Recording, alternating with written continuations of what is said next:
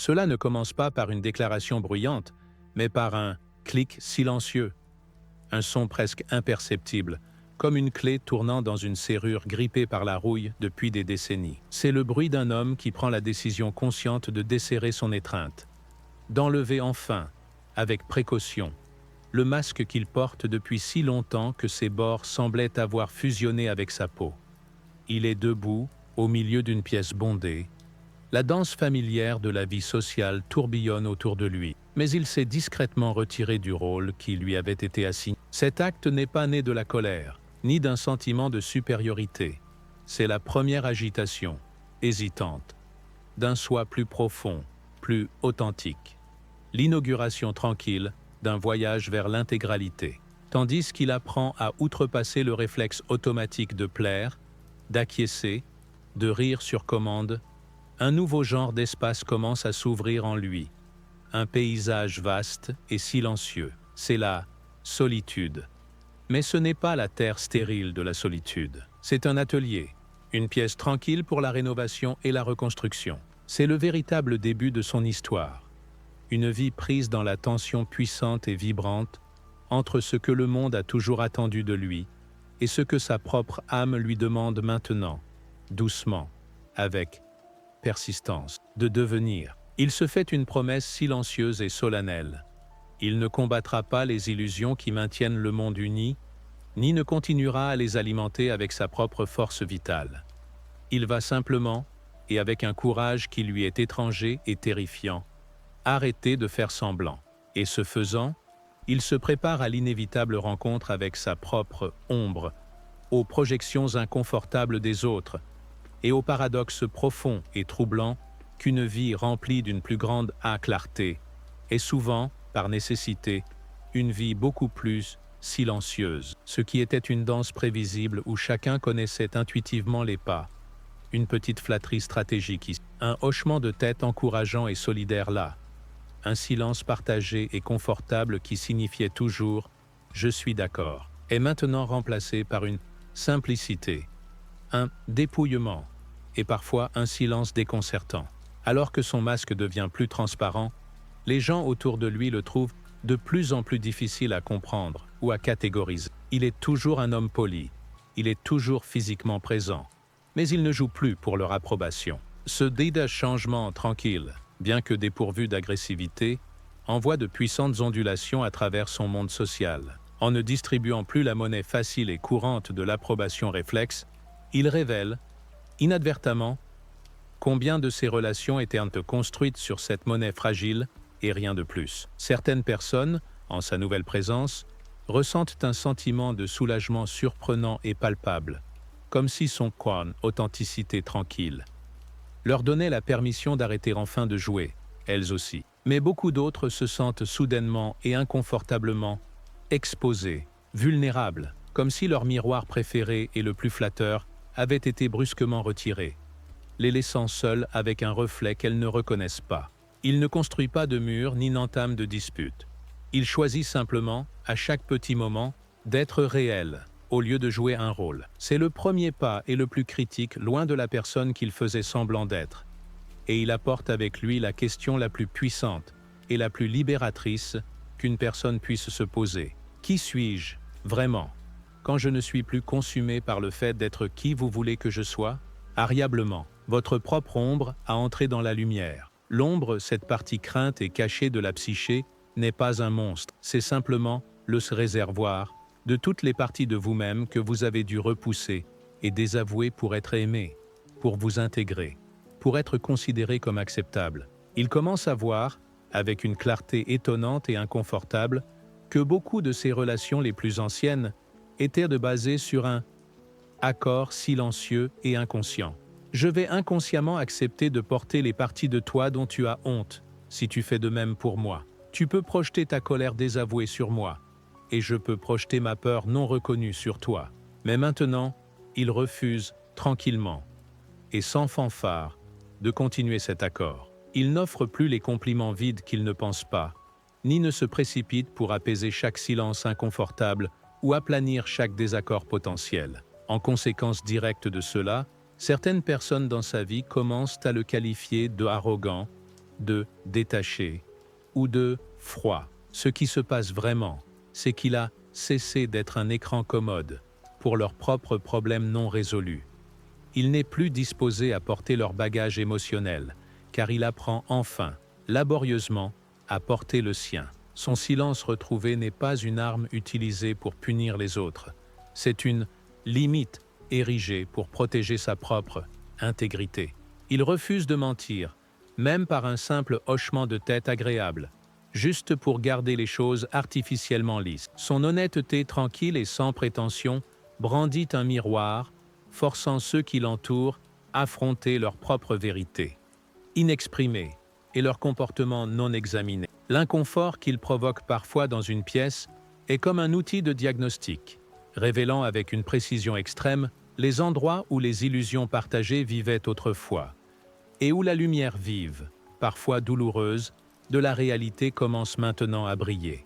Mais dans ce calme, le besoin désespéré et lancinant d'applaudissements externes, de likes numériques, de validation constante, commence à s'estomper à l'arrière-plan. Sans public à impressionner, l'image élaborée et épuisante qu'il a si soigneusement construite tout au long de sa vie commence à s'effriter, pièce par pièce. Il existe une carte ancienne et sage pour ce voyage intérieur, qui le décrit comme un processus de brûler tout ce qui est inutile, le bruit incessant de l'obligation sociale, les amitiés creuses et épuisantes, les parties fausses et fragiles de sa propre personnalité.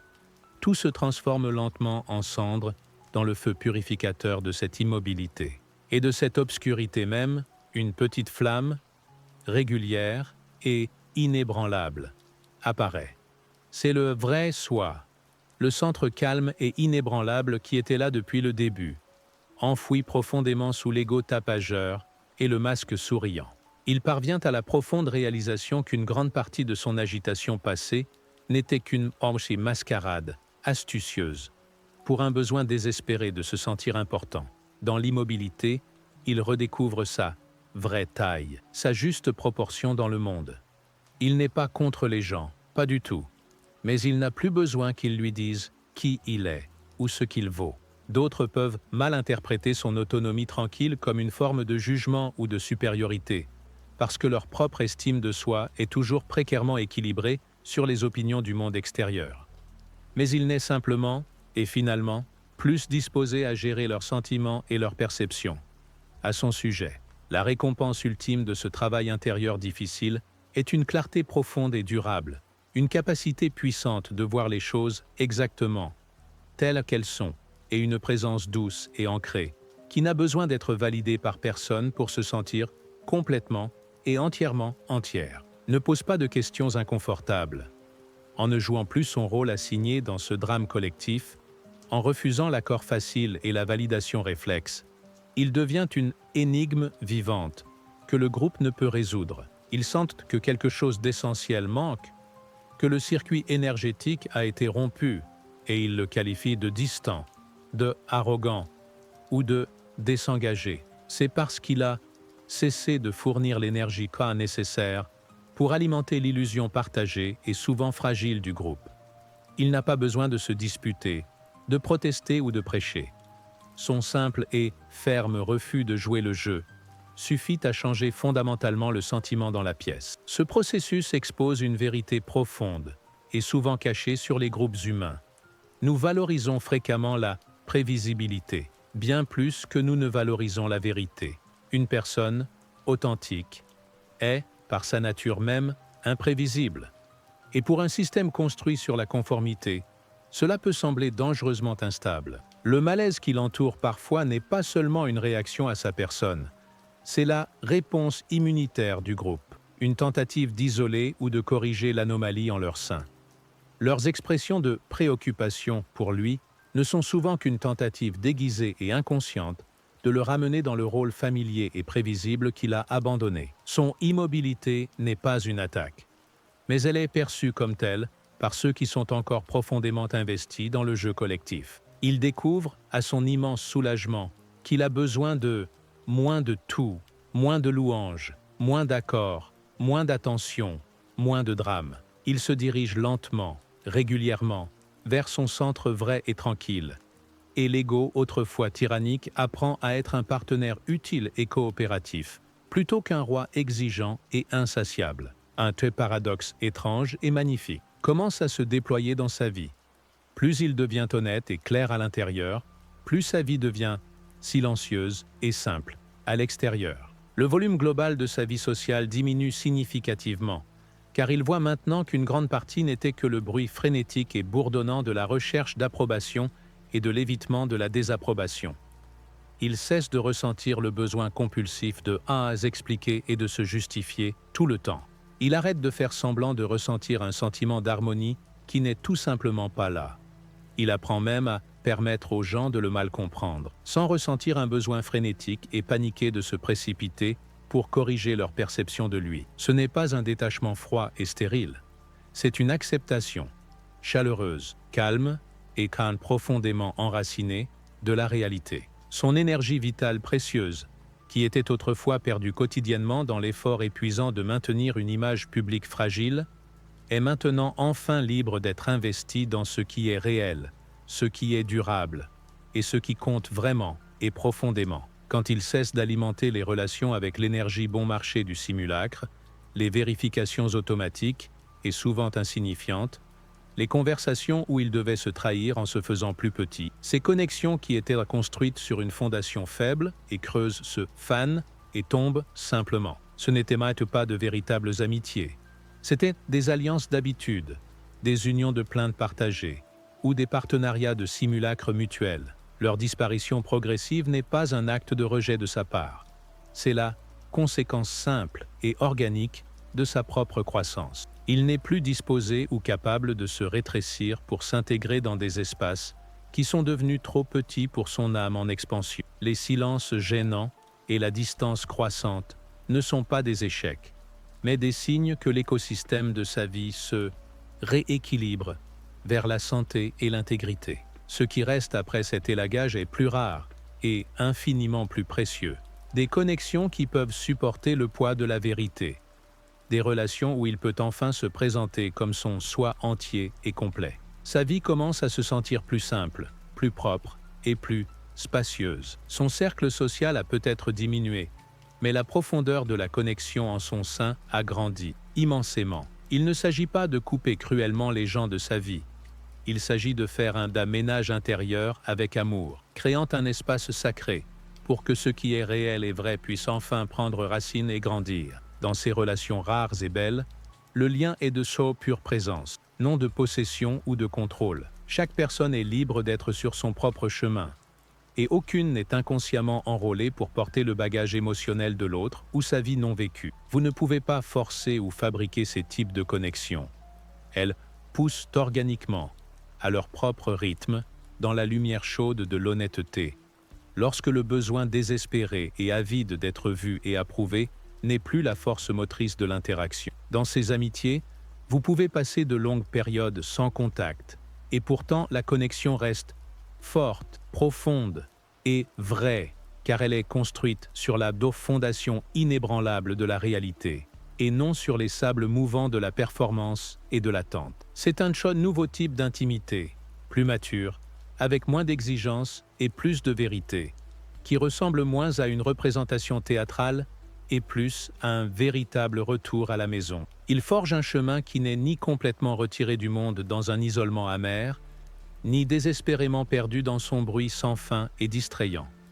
Il reste tranquillement et calmement ouvert à la connexion avec d'autres qui sont sur un chemin similaire de découverte de soi, mais il ne les poursuit plus ni n'essaie de les convaincre de quoi que ce soit. Il apprend, jour après jour, à choisir la profonde intégrité d'un silence significatif, plutôt que le confort superficiel d'une harmonie contrefaite. Le résultat ultime de ce long et difficile voyage est une vie qui semble beaucoup plus silencieuse de l'extérieur, mais qui se sent incommensurablement plus riche, plus complète et plus vibrante à l'intérieur. Il a échangé la monnaie éphémère de l'acceptation sociale contre l'accord durable de l'authenticité.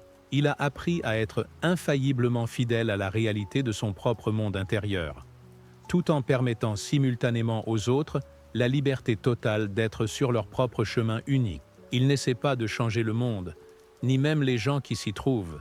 Il vit simplement sa vérité, à l'intérieur de celui-ci, devenant un témoignage tranquille et sans prétention, du pouvoir profond et transformateur d'une vie vécue honnêtement, de l'intérieur vers l'extérieur. La distance qu'il ressent maintenant par rapport à de nombreux aspects de son ancienne vie n'est plus vécue comme une perte douloureuse, mais est comprise à la fois comme le prix de l'intégrité et sa plus grande et plus précieuse récompense. Il a appris par une expérience directe et souvent difficile que lorsque vous arrêtez enfin de jouer, de nombreux vieux décors fragiles de votre vie s'effondreront inévitablement, mais ce qui reste debout à leur place est réel, solide et vrai. Il n'a plus besoin que le monde l'applaudisse pour se sentir entier.